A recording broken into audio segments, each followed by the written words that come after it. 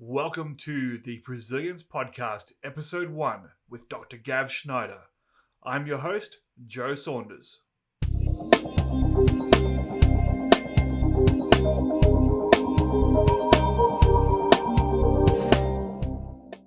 Welcome to the first episode of the Presilience Podcast. My name is Joe Saunders. I'm joined by the CEO of Risk to Solution and the creator of the Presilience concept, Dr. Gavriel Schneider. Gav is here to kick us off in style, and what better way to get things started than a quick introduction to what is Presilience and where did it evolve from? Hey Joe, great opportunity to start talking about something we've been working on for quite a while now that's evolved out of probably everything we've done as a business since we started the first business back in 2000. And really the concept around Presilience is a multi-tiered approach which can be looked at from three angles. The angle of an individual or from a personal perspective, the angle of high-performing teams, and then lastly, an organization. So it's probably worth spending a bit of time talking about all of those. But in essence, the concept of Presilience is centered around the idea that sometimes, no matter what I do, something bad may happen. And the more effort and energy you put into making sure you prevent and prepare, the less likely the bad thing is to happen in the first place. But even if it does, the more effective your response and recovery will be. So from a personal perspective, which I think is the key aspect to start with. Absolutely. We need to look at the way we think, act, and behave in terms of being able to lead a happy, healthy, and successful life. And one of the things we found after 5 years of teaching a postgraduate program in the psychology of risk is that when we don't have the WIFM, which is an acronym for what's in it for me, right, people tend to disengage. So if I can't even motivate myself, how would I be able to motivate others or perform as a team? So the concept of Presilience from a personal perspective is trying to understand those aspects of your life that you need to focus on in a proactive manner to ensure you lead this happy, healthy, successful life. So really the concept as a whole is about front-end loading our preparation so that we don't have to spend so much time on being resilient and bouncing back from catastrophe, but rather preloading ourselves with skills and abilities and situational awareness and self-awareness to be able to be more prepared for the eventual challenges that we might face. Absolutely. So the living in the modern era is a complex experience. We like to use the term VUCA, volatile, uncertain, complex, and ambiguous, which was a term originally coined by the US defense agencies in the late 1990s to discuss living in the network and information age that we exist in now.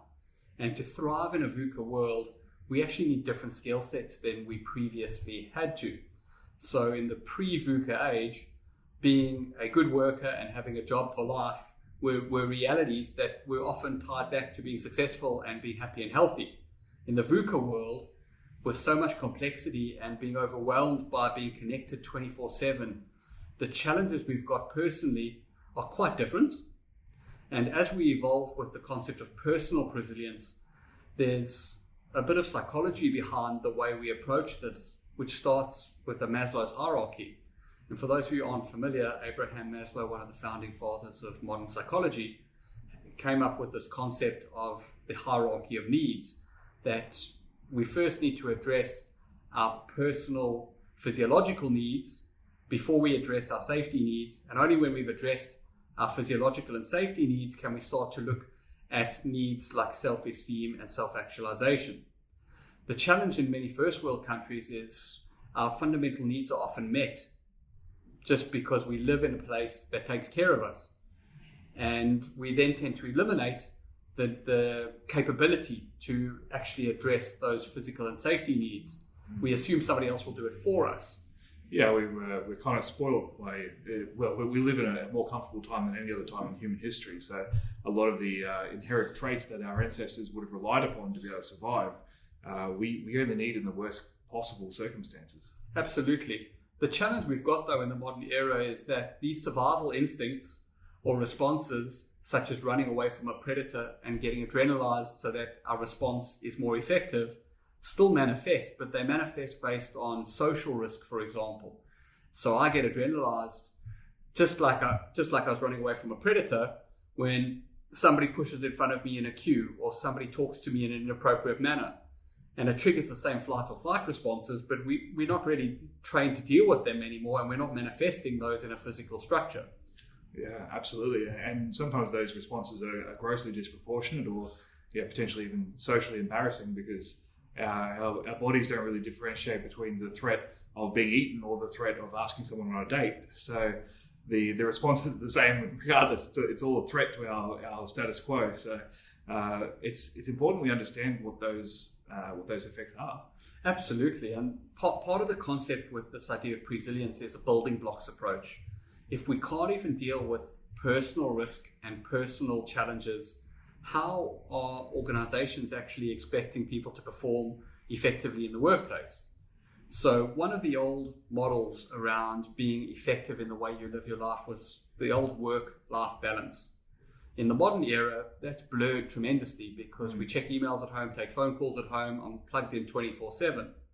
So part of our challenge is more around trying to apply what we refer to as the whole of person model, which involves applying aspects in three domains: my work life, my personal life, and my virtual interactions. And I want to develop good habits and good coping mechanisms that transcend all of them, because in the modern world, we're totally pressured to do more with less. And if I'm not actually able to capitalize on great decision making and great habits in all three of those domains, chances are I'm not going to lead a very healthy, happy, successful, and fulfilled life. Which means from an employer perspective, they might not be getting good performance out of me. And the big challenge we've got now with increasing in mental health challenges in many first world countries is that because we haven't started building a foundation of proactive capability to deal with stress and difficult situations, when things go wrong, we tend to break. And the concept of Presilience is, instead of waiting to counsel people once they've been broken and try and build them back up, it's how do we build people, i.e. ourselves, before these terrible things happen to us or before the challenges of everyday life just become too much. Absolutely. So it's an integrated approach, and we found that, from a personal Presilience perspective, a lot of it comes down to being able to develop a decent level of risk intelligence. And for us, risk intelligence is the balance of emotional intelligence and intellectual intelligence in play. So they're not theory subjects, they're actually applied. And if I can't even make good decisions for myself, how am I going to make good decisions for my family? Or how am I going to make good decisions for my employer or my boss one day? Absolutely. And I think, as you said, everything starts with yourself. And we sometimes have people say, well, what I do in my personal life doesn't impact what I do in my work life. But as I know you've said in many other interviews and when I've heard you deliver training, you don't want to be trusting someone with your work finances if they can't manage their own finances, or you don't want to be trusting someone with a heavy responsibility if they're showing they can't handle responsibility in all facets of their life, because it just means that when times get tough, you're inviting them to crack in whatever that familiar pattern is. Absolutely. And this is where there's this intertwining of these three layers of Presilience, which is building your own capability, building that of people around you, and organizational level Presilience. And if we don't address all three as an integrated pack, it doesn't actually work in practice. It's great in theory for organizations to go, we'll set our organizational priorities, we'll set our organizational objectives, and our staff need to just step up. But the reality is, in shifting now to probably talk more about the organization and teams on the Presilience concept, we've become so good at focusing on what are the systems, what are the policies, what are the procedures, and what are the structures we need to run a larger organization, to the point that we have so many redundant policies, procedures, and systems, and so much paperwork that people don't use it, or they've developed hacks to work around it. So in many ways, the concept of Presilience is going back to the fundamentals of how we build strong, capable, resilient people that are proactive, not waiting for bad things to happen, but are proactive in being able to recognize the early warning signs of potentially something going wrong, or the great early warning indicators of something that could be very successful. And being able to be agile and adaptable enough to capitalize on those opportunities or manage those threats when they manifest, which is, again, something easy to say in theory, but we know from the research we've done from our postgraduate program in the psychology of risk that most humans make flawed decisions. Right. Most people make decisions based upon emotion and then justify them by available facts, not the opposite way around. Exactly right. And we've seen that, the way cognitive biases manifest and the way heuristic decision making manifests is the default setting. And in terms of trying to make better decisions, the process of great decision making is actually that. We actually know how to make really good decisions. We sleep on them. We talk about them with others. We weigh up the pros and cons. But the reality is we very rarely do that because most of the decisions are made instinctively or intuitively based on our subconscious or unconscious.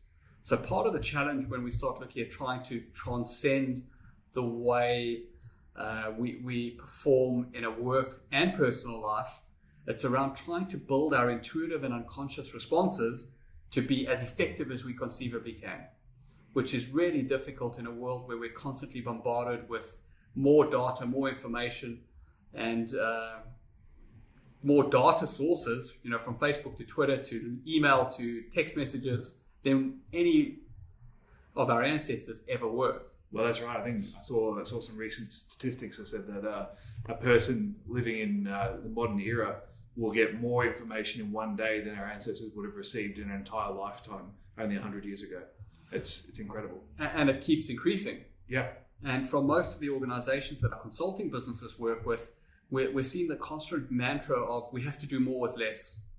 We also see a lot of organizations talking about the need to be innovative and agile and resilient. And those are all great concepts and absolutely critical to thrive in a VUCA world. The problem we've got is that our people don't just become resilient because we tell them to. Becoming resilient is the process of failing, learning, growing, and coping. Right. So to develop resilience, we actually have to make mistakes. Yeah, it's like building a muscle. You have to break it down and let it heal before it gets stronger. So most organizations don't want failure. It's a negative concept. But if we reframe the way we view failure as learning and as figuring out what doesn't work so we know what will work, we get a totally different view of things, which enables us to innovate. The big difference in the VUCA world we live in now is the fact that technology has enabled disruption in a way that's never happened before. Well, hence we've got our own radio show right now. Absolutely. Yeah. And, people have the ability to be able to listen to us talking on any medium they want at their convenience. That's right. So the challenges we've got now are around, in a more digital networked age, how do we build those fundamental skill sets like resilience? And there's been a lot of talk from a workplace perspective in some of the challenges around, for example, millennials coming into the workplace. And there's a converse angle to that, which is, baby boomers who are nearing the end of their career. There's a lot of frustration around their inability to adapt and adopt to technology. So we're dealing with challenges from an organizational and business perspective that we've never dealt with before. There's no playbook or manual that actually tells us if I follow steps 1, 2, 3, and 4, I will achieve my objective. So in what practical ways would an approach of resilience help mitigate some of those issues? So there's many aspects, and this is the interesting opportunity that we found the Presilience concept and methodology brings to the table. First and foremost is the idea of acceptance. If an organization doesn't accept the current state it's in and the current place that its people are in, but is just wishing they would be different or they would have other skill sets, it's doomed to repeat the same mistakes over and over again, or to churn through good people who become frustrated, fatigued, or simply can't perform the way the organization wants them to. So if we look at this from numerous different angles, step 1 in adopting a Presilience approach is to try and make sure we balance the aspects of high-performing people with that of process. We need to have great systems, and we need to have great policies and procedures and methodologies to ensure that we have a scalable structure so that people know what to do. But on the flip side, if people are not the heart of the business, how do they adapt, innovate, and grow? And we found in a lot of the consulting work we're doing that in many cases, organizations have more processes and more paperwork than they can actually use. They've got more data than they can use and analyze. So a lot of this is a journey back to practicality. From a Presilience approach, while it's not always attractive, if we want people to do something, we need to move to the concept of a principle and outcomes-based approach. I want to find out what is the core principle or the intent behind something, how effectively can I capture that intent in something short and simple, and how easily understandable and applicable is it for my audience. So practically, if we're setting a policy, a procedure, an approach, and we can't explain it on a page, we've already lost an audience that's bombarded with more information than they can manage. Well, that's right. And attention span is getting shorter and shorter because we can't critically analyze every piece of information that's in front of us. So you really need to be able to spell it out very quickly or else people will switch off. And so part of the Presilience process is trying to really realign an organization's systems, processes, and policies and procedures to a more workable modern day structure and build people to be adaptable enough to be able to capitalize on opportunity when it presents, but also be smart enough to understand where there's a potential negative side to risk and think about what we need to do to remove or manage that danger. We use the term dynamic risk equilibrium, which is a process of balancing risk-seeking behavior, which we need to innovate and to grow, but if not checked could cause harm and loss, with risk aversion, which is we don't want to do anything because it could have a negative income or impact. And that process is something we want to build in people regardless of whether they're with us for the short term or long term. So in linking all of this back to the concept of Presilience for an organization, in essence, a Presilient organization is an organization that's constantly growing and adapting, but has balanced the effectiveness of their people with their processes and policies and structures. And we found a lot of this comes back to what influential authors and speakers like Simon Sinek are talking about. We need to balance the managerial skills with the leadership skills. And the leadership skills are the focus on why we do things. And if I can't articulate and translate the why from an organizational perspective, then I'm reliant absolutely on what is perceived as organizational common sense. And organizational common sense is, in most cases, a myth. Well, and even if it's not, I mean, it's, over time, the organizational common sense becomes a narrative that you don't get to craft anymore. It starts writing itself, and then it's very hard to turn around. And that's really challenging, because if we look at organizational culture as how do people act and what do they do here, and we're blind to those actions and behaviors because we believe that people are acting in accordance with a set of written down rules, regulations, and structures that form our policy matrix, we're probably kidding ourselves. Because what we found in many of the organizations we look at is really high achieving go-getters have found ways to hack the policy system so that they can be innovative. Yeah. They found ways to work around the guidelines and parameters that have been put in place by organizations. Which is a contradiction, because those guidelines and structures should enable high-performing employees to thrive. Sure. And it allows the low-performing ones to hide. Absolutely. And it sets a great structure for what was required pre-VUCA. Sure. Which was a hierarchical system that was focused on management outcomes. And the concept of management is a very powerful concept. The ability to organize limited resources in an effective manner to create an output is critical.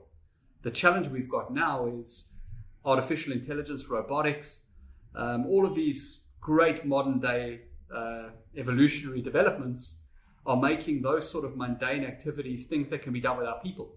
Yeah, absolutely. You don't need an assembly line for much longer. So for people to thrive, we have to get really good at looking at some of the other aspects. And in later podcasts, we can have a more detailed discussion around complexity and chaos theory, and how that relates to what we're trying to build into people now to make them resilient. But in a simple nutshell, the concept of Presilience from an organizational perspective is trying to make sure that the why, the key message of why that organization exists, actually manifests in the way its people behave and perform, and in the way it documents and runs its processes. So there's no cognitive dissonance occurring at an organizational level. And that in itself is almost impossible to do as an organization without external support. Yeah, so can you explain why that is in terms of changing organizational culture from the inside, or identifying even what the culture is from the inside?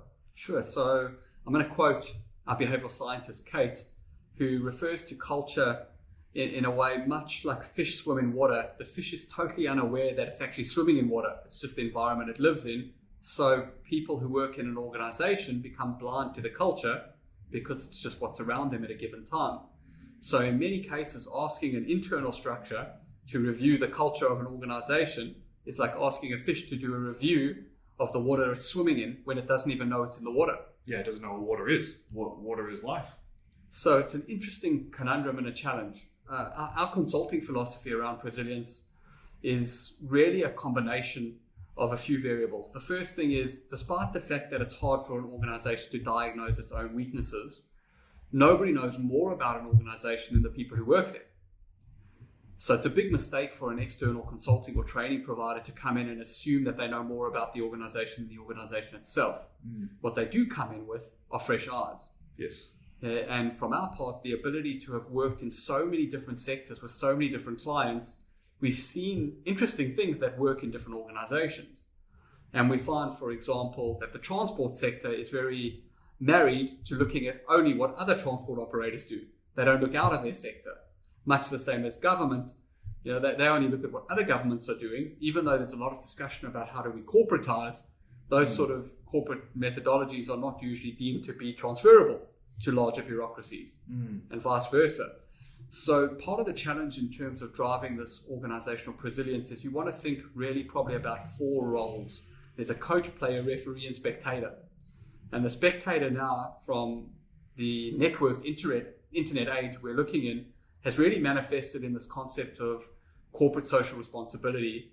But CSR is probably already an outdated concept because it's just corporate responsibility. And when we look at the social's not external anymore. No. It's internal as much as it is external. So if the people working for us don't like working for the organization, don't buy into its vision, how are we going to influence people outside the organization anyway? Yeah. So, concepts like authenticity are thrown around a lot, but Presilience, in essence, is about this empowered, authentic leadership rolling through an organization at every level. Because the best leaders are the best influencers.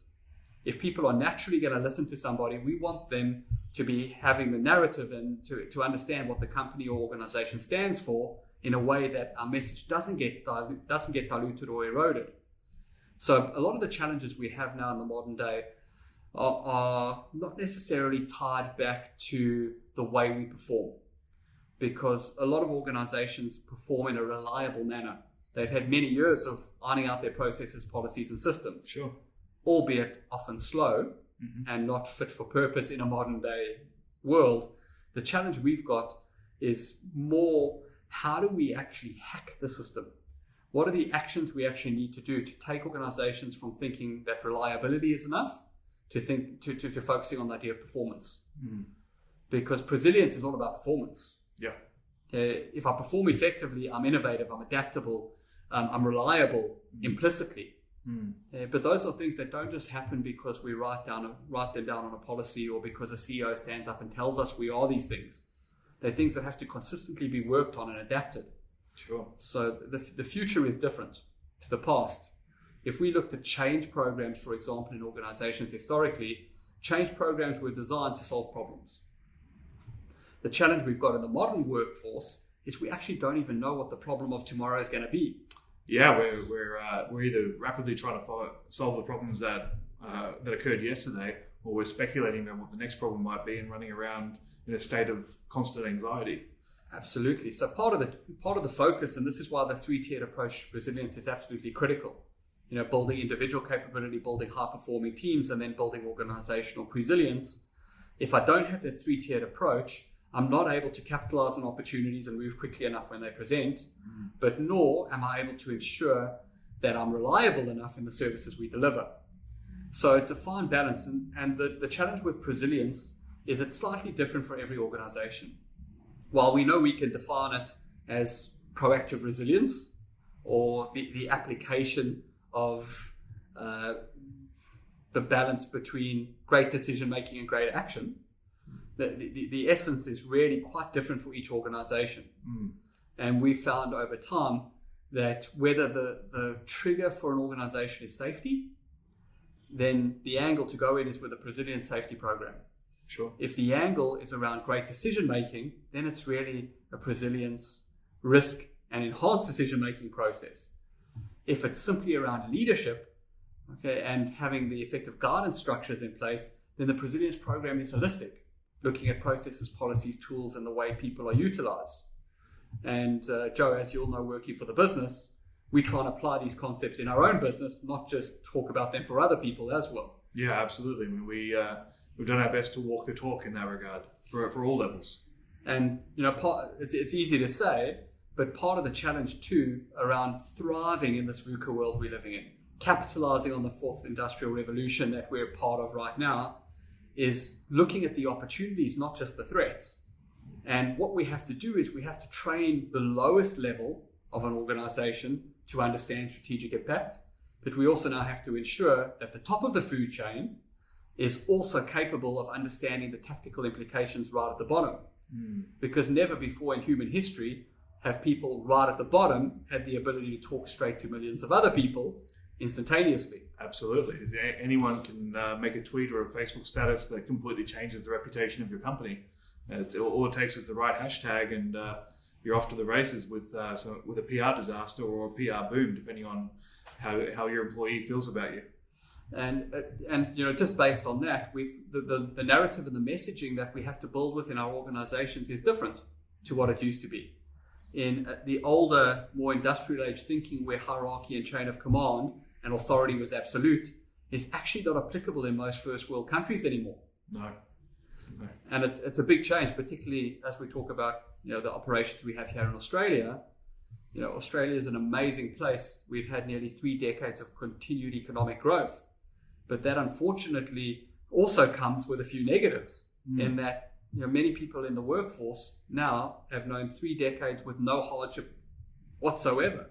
So when something does go wrong, they unfortunately break. Yeah, they're going to be unprepared for it because it's just not a reality for us. And compared to other places where innovation has been absolutely critical for survival, in Australia, for the most part, innovation is a nice to have. Yeah. So part of our mission from an Australian perspective is to try and develop the thinking we need to enable our economy to thrive and grow regardless of any challenges that happen in the future. And with a heavy dependency on things like natural resources, we need to change the game. Yeah. We need to focus on our human resource again. And we need to watch out for the way we shelter and wrap our people up in cotton wool, because there's a big risk to that. Sure. And that's a very difficult thing to get right. Yeah, we need that controlled exposure to make our people stronger without breaking them. And this is the trick that most organizations have realized. They actually know it. They know we want our people to be more agile and resilient. We know we want them innovating. We know we want to empower frontline decision making. So Presilience is the tool and the methodology to enable that to happen in practice as opposed to in theory. Yeah, getting them to read a book on it isn't going to make them more resilient. Or simply telling them that they are, or they need to be more agile. Or putting up a new poster on the wall. Absolutely. Something as simple, the scientific term is actually homeostasis, which is equilibrium or balance.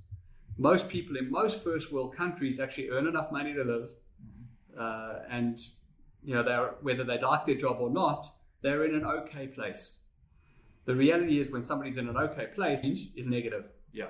So when we're trying to tell people you need to be more agile, everything in their wiring says no. Why must I be jumping all over the place and try and grab different things? I want stability. I want certainty. Yeah, but that's not the world we're living in today. Yeah, absolutely. So really, Presilience is adapting to the future. It's us being ready for what's coming next, not being stuck in industrial age thinking. And look, I know we've already had plenty of uptake. So just for the listeners' sake, what sort of industries are most receptive so far to this concept? Where have we had success? It's really interesting. We found aspects of the concepts of Presilience being applied in so many different sectors already. We've got clients in the defense sector, we've got clients in passenger transport, we've got clients in financial services, we've got clients in resources, mining, oil and gas. And it's interesting that most of the clients we're picking up are clients that are frustrated with knowing that they can do more, they want to do more, but they can't seem to find this balance in the way they motivate or drive their people.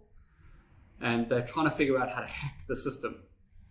And the truth of it is, there's no one hack, but we have found with our Presilience concepts and programs that the building blocks approach of starting with the individual, working to the teams or groups, and then working organizationally as opposed to the other way around, seems to be really robust. Understanding that this is a journey and we have to develop a consistent fail forward mentality, that even if you try something and it doesn't work, at least you know what doesn't work. Sure. Which is how we innovate. Yeah, absolutely. So, the reality with this is you can't disrupt yourself. So organizations that are trying to be adaptive when they're built on bureaucracy, it doesn't work. It causes organizational cognitive dissonance.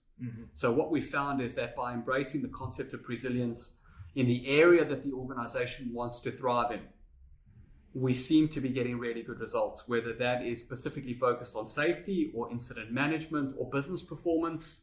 It doesn't actually matter. It's about the universal building blocks that enable high performance in this VUCA world that are the critical skill sets.